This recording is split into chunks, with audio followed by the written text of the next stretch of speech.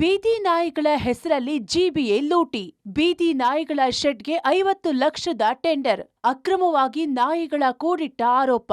GBA ಆಗಿನ BBMP ಸದಾ ಒಂದಿಲ್ಲೊಂದು ಸುದ್ದಿಯಲ್ಲಿರುತ್ತೆ.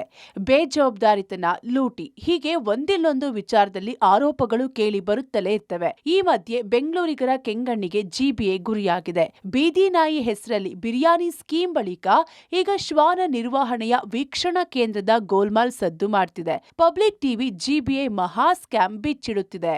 ಹೌದು, ಈ ದೃಶ್ಯವನ್ನ ಕಣ್ಣು ಕದಲಿಸದೆ ನೋಡಿ.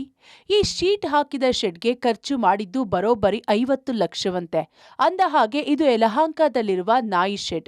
ವಿಪರ್ಯಾಸ ಅಂದ್ರೆ ಇದಕ್ಕೆ 5 ಲಕ್ಷ ಖರ್ಚಾದ್ರೆ ಹೆಚ್ಚುಬಿಡಿ. ಇನ್ನು ಈ ವೀಕ್ಷಣಾ ಕೇಂದ್ರದಲ್ಲಿ ಬೀದಿ ಬದಿ ಕಚ್ಚುವ ನಾಯಿಗಳು, ಆಕ್ರಮಣಕಾರಿ ನಾಯಿಗಳನ್ನ ತಂದು ಬಿಬಿಎಂಪಿ ವೀಕ್ಷಣೆ ಮಾಡಬೇಕು.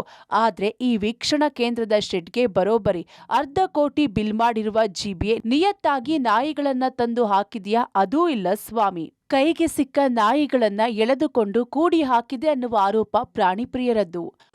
ರೀಸೆಂಟ್ ಆಗಿ ಜಿಬಿಎನವರು ಈ ಶೆಡ್ ಇದೆಯಲ್ಲ, ಇದನ್ನ ಅಬ್ಸರ್ವೇಷನ್ ಸೆಂಟರ್ ಮಾಡಲಿಕ್ಕೆ ಸುಮಾರು 50 ಲಕ್ಷ ಬಜೆಟ್ ರಿಲೀಸ್ ಮಾಡಿದೆ. ಏನಾಯ್ತು ಆ ಬಜೆಟ್? 50 ಲಕ್ಷ ಈ ಶೆಡ್ನ ಅಬ್ಸರ್ವೇಷನ್ ಸೆಂಟರ್ ಆಗಿ ಇಡಲಿಕ್ಕೆ ರಿಲೀಸ್ ಮಾಡಿದ್ದಾರೆ. 25 ಲಕ್ಷ ಹೆಚ್ಚು ಕಮ್ಮಿ ಎಲ್ಲ ಸೆಂಟ್ರಿಗೆ ರೆಸ್ಕ್ಯೂಗೆ ಅಂತ ಬಜೆಟ್ ರಿಲೀಸ್ ಆಗಿದೆ. ಎಲ್ಲೋಯ್ತು ರೀ ದುಡ್ಡು? ಏನಾಗ್ತಿದೆ? ಒಂದು ನಡೀತಿಲ್ಲ, ರೆಸ್ಕ್ಯೂನೂ ನಡೀತಿಲ್ಲ ಜಿಬಿಎ ಕಡೆಯಿಂದ. ಅಬ್ಸರ್ವೇಷನ್ ಸೆಂಟರ್ಗೆ 50 ಲಕ್ಷ ಬಜೆಟು. ಏನಾಗ್ತಿದೆ ಇದೆಲ್ಲ? ಯಾಕೆ ಈ ಉಲ್ಲಂಘನೆ ಮಾಡ್ತಾ ಇದ್ದಾರೆ ಜಿಬಿಎ ಅಧಿಕಾರಿಗಳು? ನಾಯಿಗಳ ಜೀವನದ ಜೊತೆ ಇವ್ರು ಯಾಕೆ ಆಟಾಡ್ತಾ ಇದ್ದಾರೆ?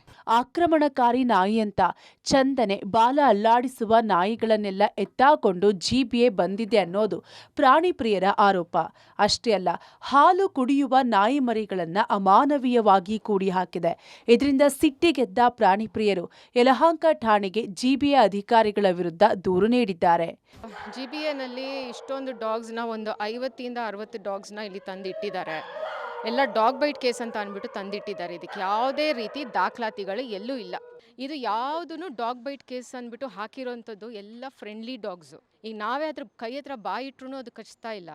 ಅಂಥ ಡಾಗ್ಸ್ನ ಡಾಗ್ ಬೈಟ್ ಅಂತ ಅಗ್ರೆಸಿವ್ ಅಂತ ಇಟ್ಟಿದ್ದಾರಲ್ಲ, ಇದರಲ್ಲಿ ಏನು ಅವ್ರು where is the proof for it? ಈಗ ತಂದು ಅಬ್ಸರ್ವೇಷನ್ ಅಂತ ಇಡೋದಕ್ಕೆ ರೂಲ್ಸ್ ಪ್ರಕಾರ, ABC ರೂಲ್ಸ್ ಪ್ರಕಾರ ಒಂದು ರಿಹ್ಯಾಬಿಲಿಟೇಷನ್ ಸೆಂಟರ್ ಅಂತಲ್ಲಿ 10 ಡೇಸ್ ಅಬ್ಸರ್ವೇಷನ್ ಇಡಬೇಕು. ಇದು ಯಾವ ಥರ? ಇಲ್ಲಿ ಯಾವುದು ಸೆಂಟರ್ ಇಲ್ಲ, ಎಂತ ಇಲ್ಲ, ಸೆಂಟರ್ ಎಕ್ಸಿಸ್ಟ್ ಇಲ್ಲ. ABC ಸೆಂಟ್ರಲ್ಲಿ ತೊಗೊಂಬಂದು ಎಲ್ಲ ಡಾಗ್ಸ್ನು ಎಲ್ಲೋ ಒಂದು ಕಡೆ ಡಂಪ್ ಮಾಡಿಬಿಟ್ಟು ಡಾಗ್ ಬೈಟ್ ಅಂತ ಹಾಕಿದ್ದಾರೆ, ವಿಚ್ ಇಸ್ ಕಂಪ್ಲೀಟ್ಲಿ ರಾಂಗ್.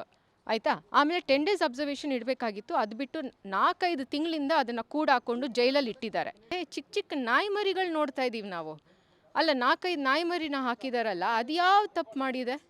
ಬೀದಿ ನಾಯಿಗಳ ಹೆಸರಿನಲ್ಲಿ ಜೇಬು ತುಂಬಿಸಿಕೊಳ್ಳೋದ್ರಲ್ಲಿಯೇ ಬ್ಯುಸಿಯಾಗಿರುವ ಅಧಿಕಾರಿಗಳಿಗೆ ಬೀದಿ ನಾಯಿಗಳನ್ನ ನಿರ್ವಹಣೆ ಮಾಡೋದ್ರಲ್ಲಿ ಸಂಪೂರ್ಣ ಸೋತಿದೆ. ಈ ಅಕ್ರಮ ಬಿಗ್ ಸ್ಕ್ಯಾಮ್ ಬಗ್ಗೆ ದೊಡ್ಡ ಮಟ್ಟದ ತನಿಖೆ ನಡೆಯಬೇಕು.